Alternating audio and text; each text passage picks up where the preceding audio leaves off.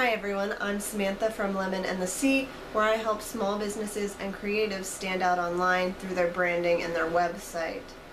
I'm coming to you from my desk today, and you can see some of the colorful items I've got on the calendar. I've got so much for you this month, and I'm excited to get started by talking about the importance of your online presence and why it matters. So if you have ever searched for a job, or if you're planning on doing a job search soon, you've probably heard that people are going to Google you, and this is incredibly true. A recent article in The Guardian came out saying that 77% of recruiters or people looking to hire will Google prospective employees before they decide whether or not to bring them in for an interview. That's huge. And we have got to start making sure that our online presence reflects what we want it to, instead of letting it go and never checking it. So the best thing to start out doing is to actually Google yourself. You need to know what other people are going to find. And it's pretty easy to do. You just go type in your name, and you may want to put in, where you live so you can get some better search results. But that's going to be what people see when they look for you. So if all that comes up is a couple of, old pictures from Facebook or something, you probably want to do some updating. You need to make sure that there's nothing inappropriate, there's nothing that you wouldn't want the whole world to be able to see. And you also want to be able to control what's out there. So to do that, I really recommend having a website with a resume or a portfolio, especially for creatives. Your work is what's going to speak for you, and so that's what you want people to see when you're online. You want them to see the projects that you've worked on, the publications that you've done, any shows that you've been in. You want that to be the up front when someone looks for you online.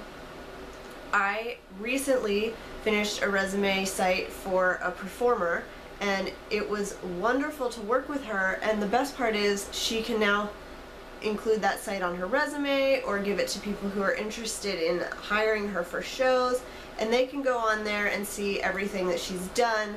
They can see photos from what she's been a part of, and they can read news articles that she's been mentioned in. And that's a great way for her to be able to control what people find about her online all in one place.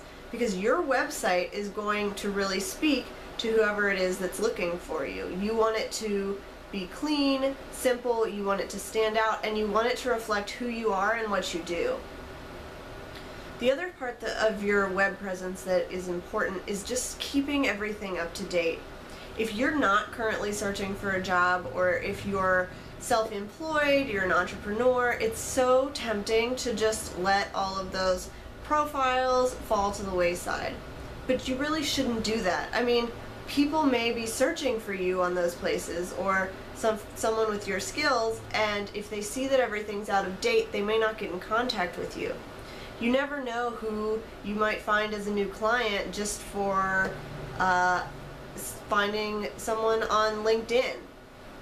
It's totally okay to bring clients in from there, and it's a great way to make connections with people. So you want to make sure all of that's up to date. And if you're no longer searching for a job and you're tired of getting all of those "we found a job for you" emails in your inbox, go ahead and delete or pause your profile on job search websites. I recently had to do this because I was getting bombarded with emails for jobs that I really wasn't looking for. And so I removed my resume, and so I don't get people looking for me anymore. Instead, if somebody wants someone with my skills, they can search for that, and they may find my website, they might find my profile somewhere, and that's going to lead me to more clients and more connections. The biggest place to check for your online presence is social media, Facebook in particular. So we all know that there have been teachers who have been fired, or people who have lost their jobs over comments or pictures that are posted there. So you really want to take the time to go through and clean up your photos, your posts. You want to change your privacy settings so that Potential employees might not be able to find everything about you in one search. And you also want to go in and change who can tag you and add stuff to your timeline.